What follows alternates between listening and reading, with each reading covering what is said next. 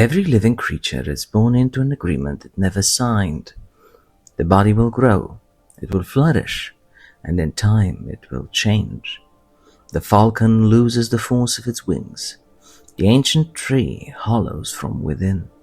Even mountains, which appear immovable to us, surrender grain by grain to rain, wind, and ice. Human beings have always understood this immovable truth, but we have never accepted it quietly.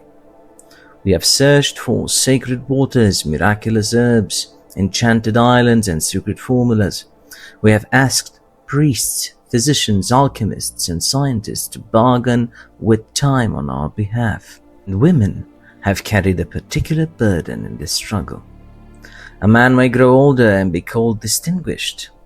A woman may grow older and discover that the world has begun to look past her.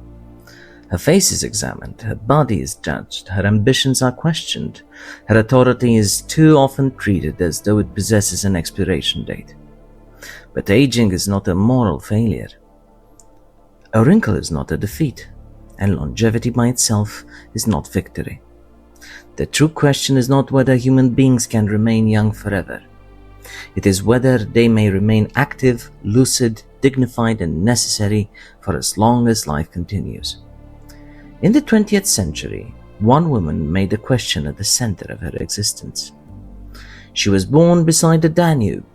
She had survived war, entered a profession dominated by men, built an institution without precedent, and transformed a small Eastern European country into a destination for presidents, artists, scientists, and aging millionaires searching for one more season of life. Her discovery would inspire devotion. They would also provoke skepticism. Her name would become inseparable from one of the most famous anti-aging treatments in modern history. But behind the ampules, the advertisements, and legend stood something more enduring. A physician who insisted that old age deserved a medicine of its own. Her name was Aslan, and her enemy was time. Aslan was born on the first day of 1897 in Brăila, a prosperous and cosmopolitan port on the Danube. She was the youngest of 4 children, born to Margarit and Sofia Aslan. Her father came from an Armenian family with strong intellectual traditions. Her mother, born into a Bukovinian family, was educated, elegant, musically inclined, and fluent in several languages. From her father, Anna remembered tenderness. From her mother, she inherited discipline. The family's fortunes, however, were not secure. Poor investments and her father's appetite for card games eroded much of their wealth. Then, when Anna was 13, he died. The event did not simply introduce her to grief, it introduced her to helplessness. A child may accept that the sun will set, but the death of a parent is something else entirely. It is the first great violation of the world as it ought to be. Years later, those close to Aslan believed that her inability to save her father planted within her the determination to become a physician. The family sold its home and moved to Bucharest. Anna completed her schooling at the Central School, one of the capital's most respected institutions for girls. Yet medicine was not her first dream. At 16, well, she wanted to fly. Aviation was still young, dangerous, and almost impossibly romantic. The Romanian sky had recently been crossed by pioneers whose fragile machines appeared to defy both gravity and common sense. According to the memorial account written by those who knew her, Anna persuaded the aviator Andrei Popovich to take her into the air aboard a small Bristol Quander aircraft. For a few minutes, the girl from Brăila left the earth. Perhaps it was there, suspended above a world that had told young women to remain close to the ground, that Aslan learned one of the central lessons of her life. The impossible often survives only because one has yet to be stubborn enough to attempt it. When she later announced that she would study medicine, her mother objected. The profession was demanding, expensive, and still overwhelmingly male. A young woman choosing medicine was not merely selecting an occupation. She was challenging the architecture of what was considered respectable life. Anna responded with a hunger strike. The family resistance ended, and on the 13th of October 1915, at the age of 18, she entered the Faculty of Medicine in Bucharest. She would later regard 13 as a number that brought her luck. But luck does not explain a woman who had already confronted the sky, bereavement, financial decline, and the will of her own formidable mother. Before Anna Aslan could challenge aging, she first learned to challenge permission. Anna began her medical studies while Europe was tearing itself apart. When Romania entered the First World War in 1916, the front moved rapidly and disastrously. Bucharest fell, the government and the royal family, hospitals and universities, all of them withdrew towards Iași. The young medical student was mobilized into military hospitals behind the front. She worked first among contagious diseases and later in surgery. Here medicine was stripped of abstraction. Infection did not care whether the person standing beside the bed was a celebrated professor or an 18-year-old woman whom society had considered too delicate for the profession. The world confronted her with bodies broken not by age but by steel, disease, cold, and human decision. Yet she later remembered these years with surprising brightness. Not because the suffering was small, but because purpose can produce its own form of light. She worked near distinguished Romanian and French physicians and encountered the surgeon Toma Ionescu, whom she regarded as an early model. After returning to Bucharest in 1919, she trained with the neurologist Gheorghe Marinescu, whose work had helped prepare the intellectual ground for Romanian studies of aging and the nervous system. In 1921, she placed first among 32 candidates in the competition for a medical internship. She graduated in 1922 and completed her doctorate 2 years later under Daniel Danielopoulos, writing on the vasomotor innervation of the human body. It was a subject concerned with control, how nerves regulate blood vessels, how invisible signals alter circulation, how one system of the body communicates with another. Long before Anna Aslan turned towards aging, she was studying the delicate network that allows an organism to maintain itself. Her professional ascent continued through hospitals, research clinics, and universities. She worked in cardiology, internal medicine, physiology, and clinical teaching. She served at the Philanthropia Hospital, became chief cardiologist for the Romanian Railways, and eventually joined the Faculty of Medicine in Timișoara as a professor. None of this was, of course, effortless. A woman in medicine could be tolerated as an assistant, admired as a nurse, or praised for devotion. But to command a clinic, to train younger physicians and insist upon her own scientific judgment, well, this required something more. Competence had to be demonstrated repeatedly, far more often than in men. Authority had to be defended every morning. Anna Aslan learned to make precision a form of armor.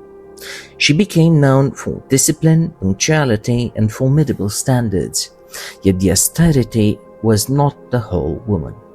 Behind it remained a student who had seen wounded soldiers far from home and understood that medicine is never merely the study of disease. It is the decision that another person's suffering is worthy of your attention. Scientific revolutions do not always begin with thunder. Sometimes they begin with a patient in pain. During her years in Timișoara, Aslan administered procaine to a younger patient suffering from severe rheumatic conditions. Procaine was not mysterious. It had been synthesized at the beginning of the 20th century and was widely known as a local anesthetic, often under the trade name Novocaine. Its purpose was to silence pain temporarily, but Anna Aslan believed she observed something more. The patient's improvement appeared to extend beyond local numbness. Movement returned. General condition improved. The resource suggested that procaine might influence more than sensation. This was the moment at which an ordinary medicine became an extraordinary question. What else might this molecule be doing? And Aslan continued the research among elderly residents in a social care institution. She compared the effects of procaine with other substances then associated with vitality and metabolism.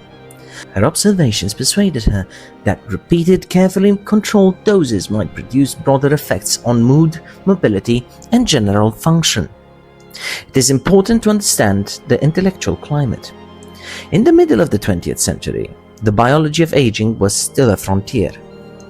DNA structure had not yet been prescribed. Modern molecular gerontology did not exist. Clinical trials had not acquired the rigorous standards expected today. Aging appeared to many physicians not as one process but as the slow collapse of many systems at once. Nervous regulation, circulation, endocrine function, cellular repair, psychological resilience. Aslan came to believe that procaine might act upon this larger network. But there was a problem. The drug was rapidly broken down in the body.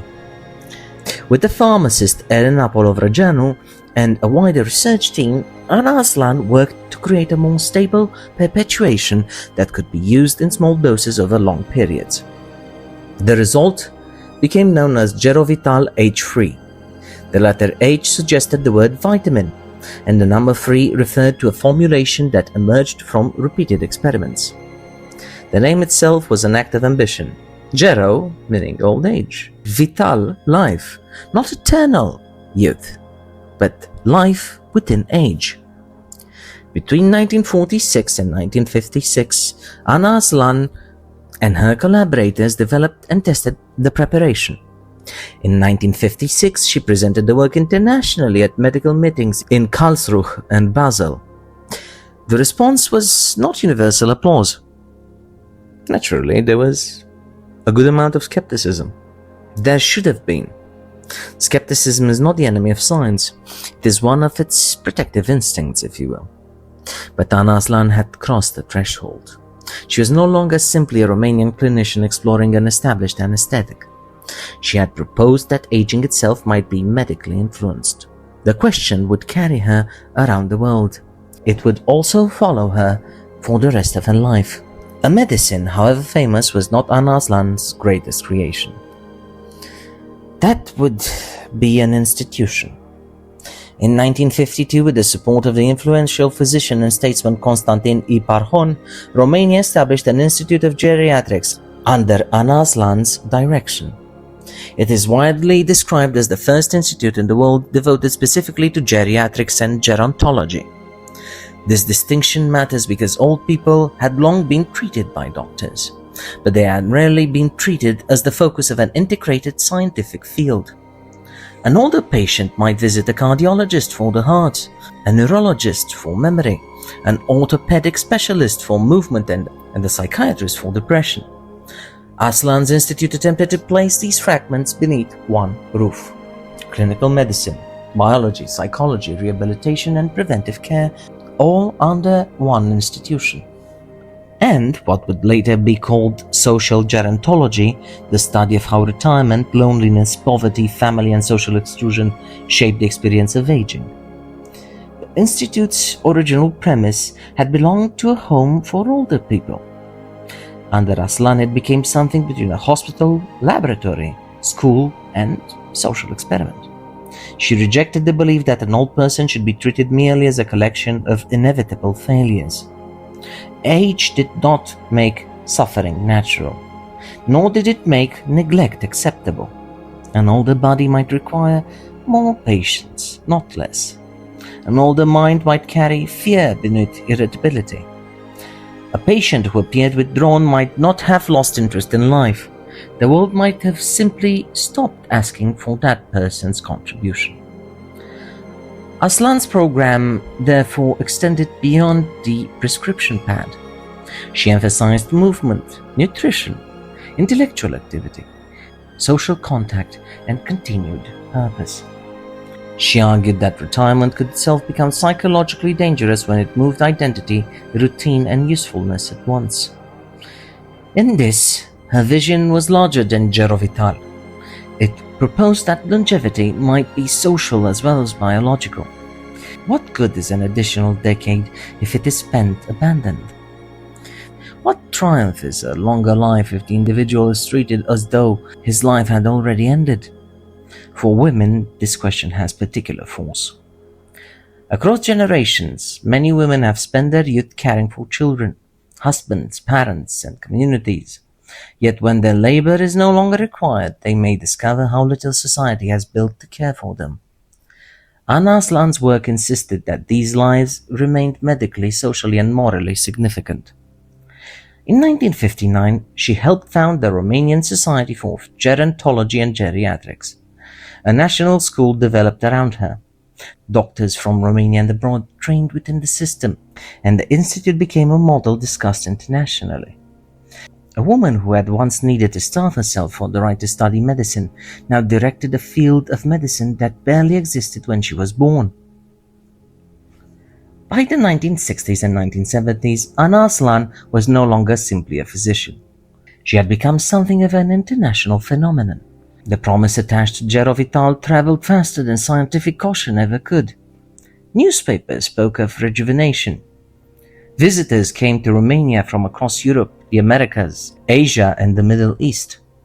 The Institute's guestbook accumulated the signatures of Nobel laureates, diplomats, doctors, political figures, and artists. Pablo Neruda wrote there. So did Salvatore Quasimodo and Miguel Angel Asturias. Robert Butler, one of the most important figures in American gerontology, praised Aslan's commitment to advancing the field and improving the condition of older people. Some came for treatment. Some came to observe. Some came because in a century frightened by nuclear war and fascinated by technological miracles, Romania appeared to possess an answer to the oldest human anxiety. The setting itself became part of the story. At Totopen, the institute operated within extensive green grounds outside Bucharest. Here, foreign visitors could receive medical evaluation, rest, and highly personalized attention. The experience might have been therapeutic even before the first injection.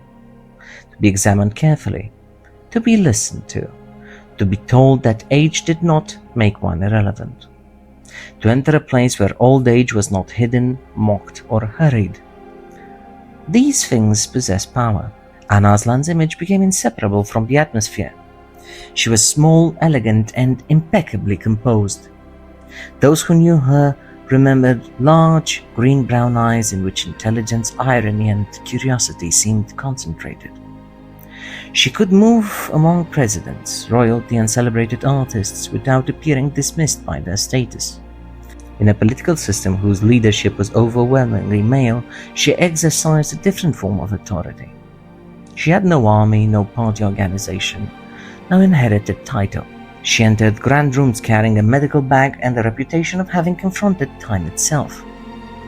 Her international prestige also served Romania. During the Cold War, science was a form of diplomacy. A country could project influence through laboratories as well as factories, through physicians as well as ambassadors. Aslan became one of Romania's most recognizable representatives abroad. In the year 1974, she was elected a full member of the Romanian Academy. In 1982, the World Health Organization awarded her the Leon Bernard Foundation Prize, an honor given for outstanding service in social medicine. The prize was significant because it recognized the aspect of her work that often disappears beneath the legend of Gerovital. It does not tell you that achievement requires loneliness. It does not tell you that love, motherhood, beauty, or tenderness are enemies of intelligence. It tells you something simpler. The shape of your life belongs to you. You may build a family. You may build an institution. You may do both, or you may do none. You may choose a path no one around you yet understands. And you may discover that the room from which women were excluded is smaller than the world waiting beyond it. Aslan studied old age because she loved life, not merely its beginning. Not merely beauty and youth. The entire human journey, the infant, the student, the wounded soldier, the exhausted worker, the celebrated artist, the forgotten widow. The scientist approaching her final night. All are chapters of the same life, and none should be treated as impossible. Perhaps this was her greatest insight. Youth is not the only age worthy of hope. A society reveals its character not through how fiercely it worships the young, but how faithfully it continues to recognize the humanity of those who have grown old. And the girl who once looked down upon Romania from a fragile airplane spent the rest of her life attempting another kind of flight. Not an escape from mortality, an ascent above resignation. She taught the world that aging should be studied, that suffering should be challenged, that old age should be protected, and that a woman's ambition, given discipline, courage, and opportunity, can create institutions that survive both dictators and doubt. Aslan, physician, scientist, builder, a woman who would not stop time, but who persuaded humanity to meet its standing. This has been Realpolitik Confidential, Great Ladies of History. The woman who challenged time, Aslan. Thank you for listening, and remember our motto: less ideology, more analysis. Goodbye.